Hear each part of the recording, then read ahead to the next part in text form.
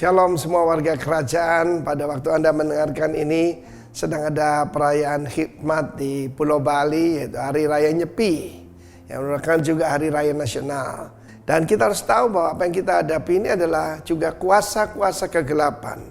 Tuhan tidak merencanakan malapetaka. Iblis yang merencanakan malapetaka.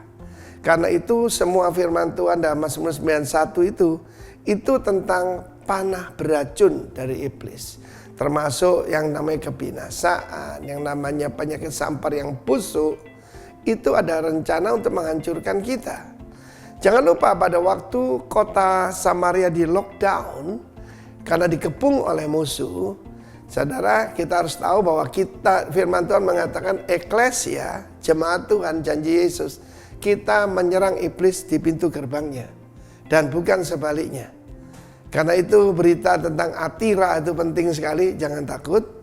Maka firman Tuhan menunjukkan bagaimana di luar kota itu ada 4 orang kusta.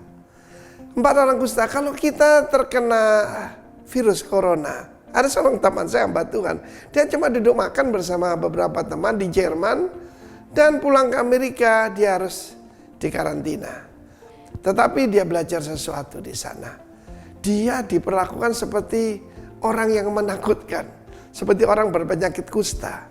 Orang berpenyakit kusta itu dihindari oleh semua orang. Mereka harus berteriak, najis, najis. Karena itu saya katakan yang lebih bahaya daripada virus corona, itu virus porno, saudara.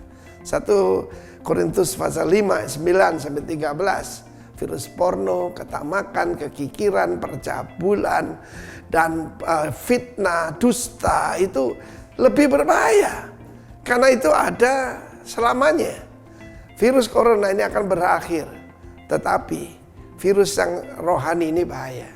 4 orang kusta ini, mereka punya, saya mengajak kita punya suatu pola pikir belajar dari orang kusta. Pertama, mereka berkata, kenapa kita duduk-duduk di sini menunggu kematian?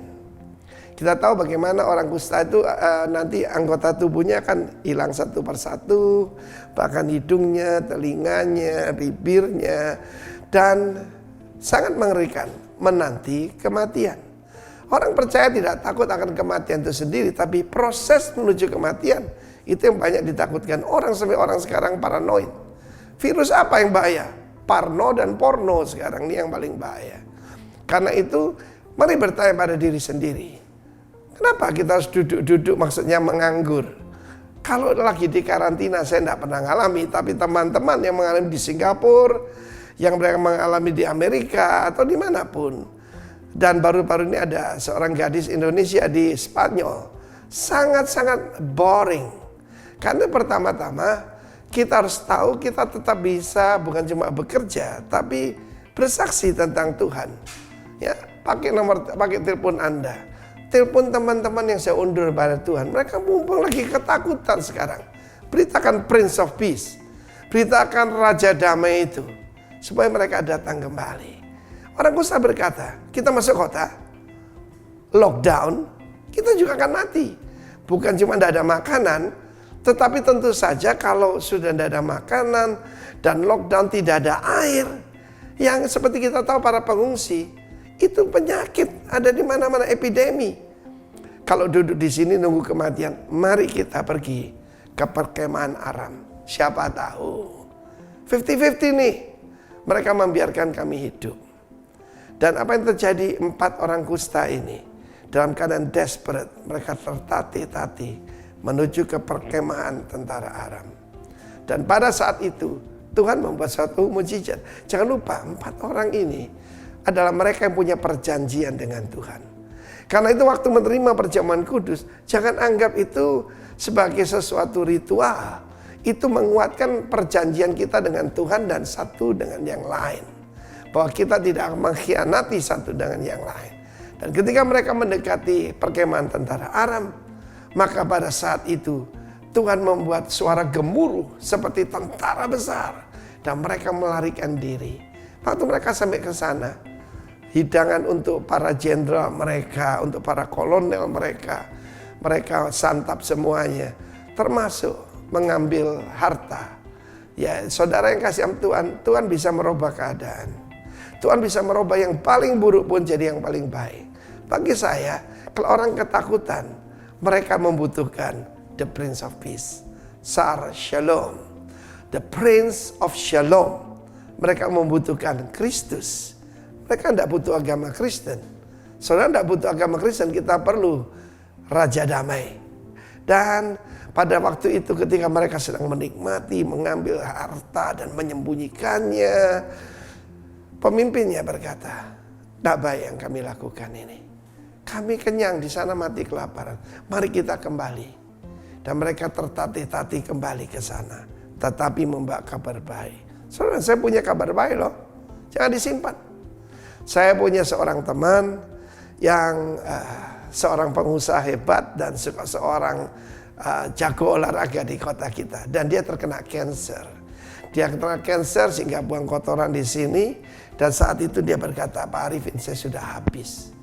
Saya bilang tidak, zaman dulu belum ada HP. Di samping tempat tidurnya ada sebuah telepon.